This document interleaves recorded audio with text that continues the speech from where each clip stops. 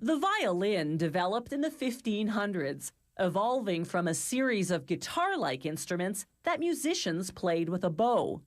While the violin is best known for classical music and gypsy music, today you hear it in pop, country, bluegrass, and even jazz. First, they cut a piece of maple, then split it in half to expose the grain in mirror image. They melt down glue flakes made from animal hide, then bond the pieces together. Violin makers use only glue, never nails or screws. These pieces of wood will form the back of the violin.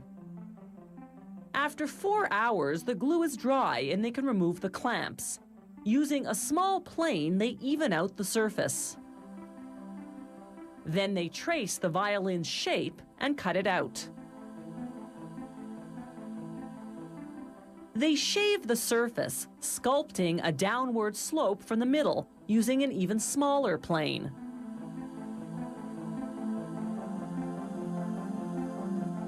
Then they carve a groove along the circumference. After dabbing it with glue, they insert what's known as purfling, a reinforcement made from a thin strip of hardwood, usually maple. Finally, they carve the reverse side to the right form and thickness.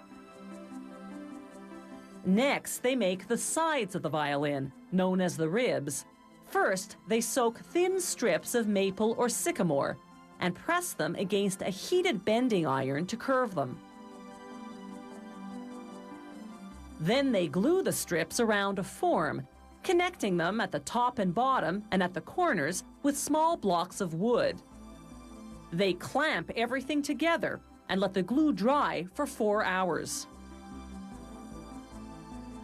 Next, they glue thin strips of wood, called counter ribs, onto the edge of the ribs. This enlarges the surface so that it's easier to glue the ribs in the back together. They make the violin's front, or belly, from a solid piece of spruce. To the underside, they glue a spruce support bar called the bass bar.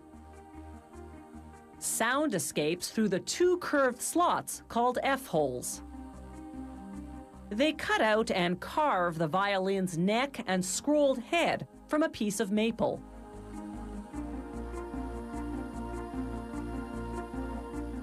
Then they glue it to the body. They sculpt the fingerboard from ebony, a hard wood that's durable enough to withstand centuries of violinists' fingering.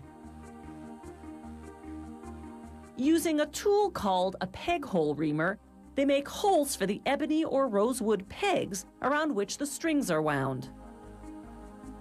They coat the wood with 4 or 5 coats of varnish, depending on the color, then polish it with several coats of oil over several days until the finish is shiny and silky smooth. Next, they insert the sound post. This little pine cylinder conducts sound and supports the belly against bowing pressure, so it's critical to position it in precisely the right spot between the belly and the back. It's not glued, but rather wedged into place. The bridge isn't glued either. It's held in place by the pressure of the 4 strings, which they feed through the ebony tailpiece and wind onto the pegs. The bridge has little notches in which the strings sit. The violin is finished. They make the bow from horsehair and a high-quality Brazilian wood called Pernambuco. They bind the hairs at one end with a strong sewing thread, then burn them and seal them with wax to prevent fraying. This end goes into the frog, the wooden box at the bottom or heel of the bow. They cover the frog with a mother-of-pearl lining, then slip on a ring made of nickel, silver, or gold to prevent the hairs from tangling. Next comes the screw that controls the tension of the hairs. They comb the hairs to make them parallel, then insert them into the tip of the bow, known as the head. They tighten the screw until the hairs are taut. Finally, they rub on rosin, a sticky pine tree resin that keeps the bow from slipping off the strings.